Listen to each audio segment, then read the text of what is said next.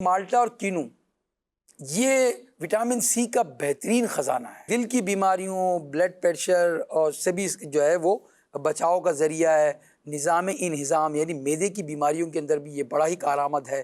اس کے علاوہ جو ہے اس کا استعمال انشاءاللہ الرحمن دل اور دماغ کو راحت پہنچاتا ہے. کھانے کے بعد اگر اس کو آپ لے لیں، اچھا بعض لوگ ایک ایک درجن کھا جاتے ہیں، پھر کہتے ہیں یار وہ ہمارا تو معدے پر بوجھ ہو گیا. تو بھائی ان جو پھل ہیں، جو غذائیں ہیں، ان کی لمٹ ہے. ہاں عموماً جو کتابوں میں لکھا ہوتا ہے کہ یہ بھی لکھا ہے کہ اس کے فوائد کیا ہیں، گرم تر ہیں، اس کے بعد لکھا ہوتا ہے کتنی مقدار میں لینا چاہیے. بھائی تو آپ نے ایک دو لے لی، اپنے ایک ایک درجن کھا لیتے ہیں، عام دو دو درجن کھا جاتے ہیں لوگ، پھر کہتے ہیں یار وہ میری جو ہے شوگر بڑھ گئی.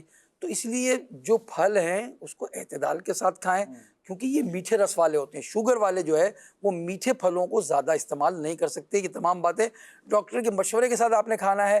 اور جسم سے پانی کی کمی دور کرتا ہے یہ، اور اگر اس کو کالی مرچ کے ساتھ کھایا جائے تو بہت فائدہ دیتا ہے. نزلے وغیرہ میں بھی یہ فائدہ مند ہوتے ہیں. ہاں اگر کسی کو نمونیا وغیرہ ہے تو اس کو احتیاط کرنی چاہیے، پوچھا جائے.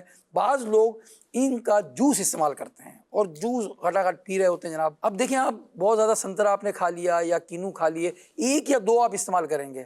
اب جوس پی رہے ہیں بڑا گلاس، اس کے اندر چار جو ہے وہ آپ نے سنترے ڈال دیے یا موسمی ڈال دی. اب آپ خود سوچیں آپ کا معدے کا ہوگا کیا.